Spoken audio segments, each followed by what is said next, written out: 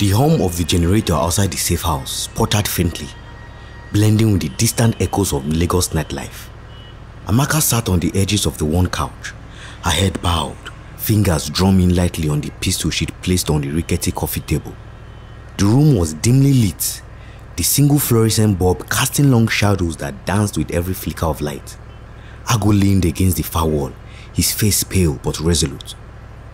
"You are still bleeding," she muttered, not looking up. "It's nothing I can't handle," Agu said, through clenched teeth, though his head rested protectively on his side, where blood had soaked through the hastily wrapped bandage. Her gaze snapped to him, frustration clouding her features. You think you're invincible, don't you? You are not. I've had to save your life twice now." Agu smiled faintly, though it didn't reach his eyes. "Maybe you are just better at this than I am." Amaka sighed, shaking her head. "Don't try to charm your way out of this. Kunle should have been back by now. He would have known to patch you up properly." Kunle's absence weighed heavily on both of them. He had left hours earlier, slipping into the chaotic streets of Lagos under the guise of a street hawker, tasked with gathering critical intel on General Bako's next move. The man was a ghost, whispered about in corridors of power but seldom seen. His reputation as ruthless as it was vast. If anyone could connect the dots of Adisa's network to the shadowy general, it was Kunle. Agu pushed off the wall and approached her. "He'll come back. Kunle knows how to move in Lagos. If anyone can survive out there, it's him." The sound of an approaching car broke the silence. Both of them froze, their eyes meeting in a moment of shared understanding. Amaka grabbed her pistol while Agu reached for his rifle, ignoring the sharp protest from his injured ribs. The car slowed outside the safe house, its headlight flooding the tiny room with light before cutting off. A single door creaked open, followed by the shuffle of footsteps. Agu motioned for Amaka to stay behind him as he crept towards the door. He swung it open swiftly, gun raised. Kunle stood there, visibly exhausted but alive. His sling was gone, and his face was streaked with sweat and grime. He held up a hand. "Easy, Agu. It's just me." Kunle dropped into the nearest chair, his shoulders slumping. "The streets are buzzing. Bako's name is all over the place. It's worse than we thought." Amaka crossed her arms. "How bad?" Kunle ran a hand over his face. "Bako's planning something big. His men are already moving weapons from the mainland to the island. I overheard chatter about a meeting. Ikoyi, 2 nights from now, they are calling it Operation Iron Fist. Whatever it is, it's designed to lock down the city, take total control." Agu's expression darkened. "We can't let that happen. What else did you hear?" Kunle hesitated, his jaw tightening. "There is more. Adisa is just a pawn. He's Bako's right hand, the enforcer.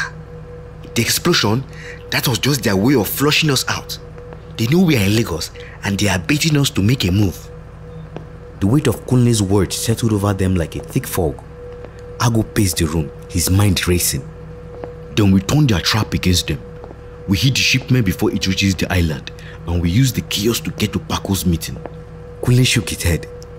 "It won't be that simple. Bako isn't just another corrupt officer. He's building an empire.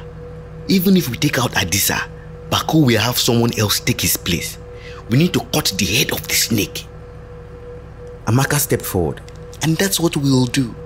But we can't rush this. We need a plan." The scene shifts to a high-rise office overlooking the Lagos Lagoon, its prowling waters shimmering under the faint glow of moonlight. General Bako sat behind an ornate desk, a cigar smoldering in his hand. His sharp, calculating eyes scanned the dossier in front of him. Adisa stood across from him, his posture rigid. "The safe house was empty by the time our men arrived. They are good at disappearing." Bako exhaled slowly, smoke hurling into the air. "Not good enough. They are wounded, desperate. That makes them predictable." He leaned back, his lips curling into a cold smile. "Double the patrols on the bridges. But they'll try to move against the shipment. Let them. I want them alive when they see how futile this game has been." Adisa nodded. "And if they make it to Ikoyi?" Bako's smile widened.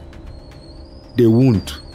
But if they do, I'll deal with them myself.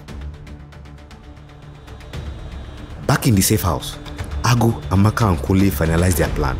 The next target was a convoy transporting weapons through Apapa, one of Lagos' busiest posts. The goal was simple: intercept the shipment, cripple Bako's supply chain, and leave a message that Sorosuke was not backing down. Amaka looked at Agu as he loaded their weapons. You are sure you are up for this? He met her gaze, his voice steady. I've come too far to stop now.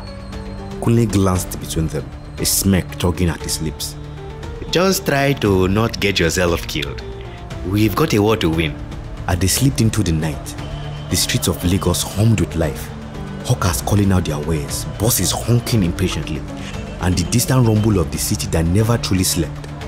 Somewhere in the chaos, General Bako waited, his web tightening with every move they made. And for the first time, Agu felt the full weight of what lay ahead.